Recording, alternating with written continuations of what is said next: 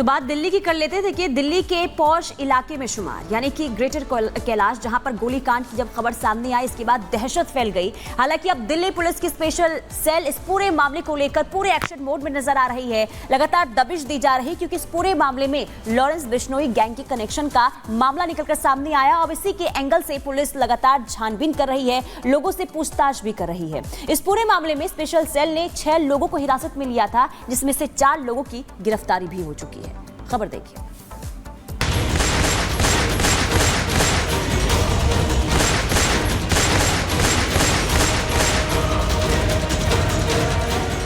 Crime की file में अपने नाम कई केस दर्ज करवाने वाला लॉरेंस बिश्नोई जेल में है, लेकिन बाहर उसके साथी एक के बाद एक कई वारदातों को अंजाम देकर कई लोगों की जान लेकर दहशत फैला रहे हैं। और दिल्ली के ग्रेटर कैलाश में हुआ गोलीकांड इस बात का सबूत है, जहां जिम संचालक नादिर शाह पर चली एक के बाद एक कई गोलियों से दिल्ली थर-थर कांप गई। इसे कानून का डर कम होना ही कहेंगे, क्योंकि जिम के बाहर खड़े संचालक पर एक शख्स आकर बीच रास्ते ताबड़तोड़ गोलियां बरसाने लगता है और तब तक गोली मारता है जब तक जिम संचालक दम नहीं तोड़ देता। हालांकि हत्या की वजह पैसों का लेन देन बताया जा रहा है। इसे लेकर स्पेशल सेल अभी छानबीन कर रही है।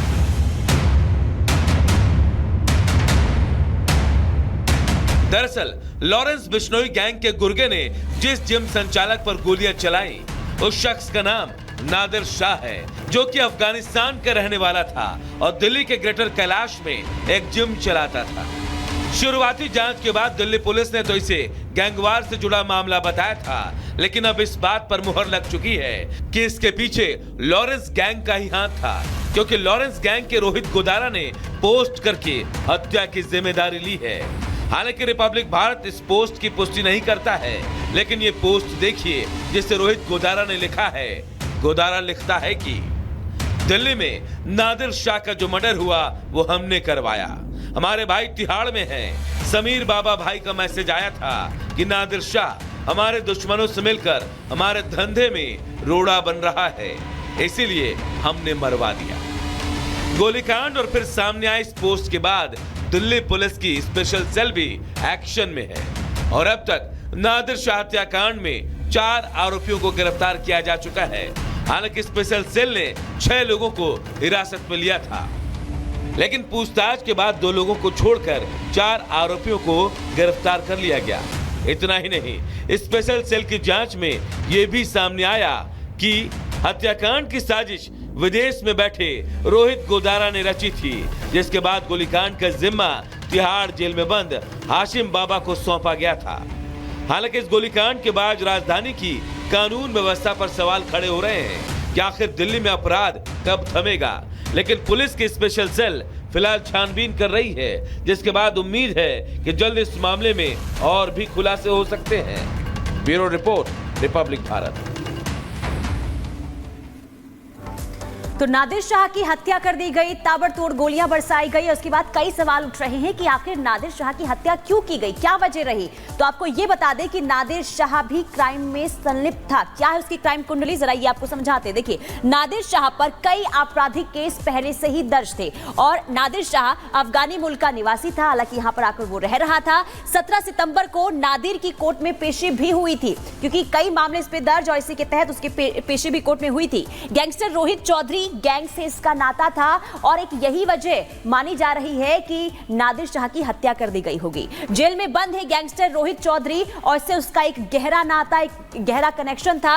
माता पिता पर भी ड्रग तस्करी के केस हैं, यानी कि ना सिर्फ नादिर शाह बल्कि उसके माता पिता भी किस तरीके से क्राइम से जुड़े हुए हैं, ये हम आपको बता रहे। देखिए, मां ड्रग तस्करी के आरोप में पहले से ही जेल में बंद है। इसके अलावा नादिर के पिता की कोरोना के दौरान मौत हो गई थी, जिन पर भी ड्रग तस्करी का आरोप था। हालांकि उनकी जान कोरोना के टाइम जो है वो चली गई थी और इसी के कारण यानी कि नादिर शाह जो है उस पर कई मामले दर्ज थे और ये बताया जा रहा है कि जिस तरीके से उसका जुड़ाव किसी गैंग के साथ था और इसी वजह से उसकी हत्या की गई होगी। हालांकि अभी सच्चाई तक जानने के लिए स्पेशल सेल जो है लगातार छानबीन कर रही है और पूछताछ भी कर रही है। अगली खबर क्या है, अंजलि का रुख करते हैं। तो चलिए अब बात करते हैं कोलकाता केस के बारे में, क्योंकि बंगाल की सीएम ममता बनर्जी की वार्ता अपील के बाद आंदोलनकारी डॉक्टर ने पीएम और राष्ट्रपति के नाम चिट्ठी लिखकर इस पूरे मामले में इंसाफ दिलाने के लिए दखल करने की मांग की है। तो वहीं मेडिकल कॉलेज के पूर्व प्रिंसिपल संदीप घोष ने नार्को टेस्ट से इनकार कर दिया है, जिसके बाद से इस पूरे मामले में उसकी संलिप्तता का शक और भी ज्यादा गहरा गया है। देखिए रिपोर्ट।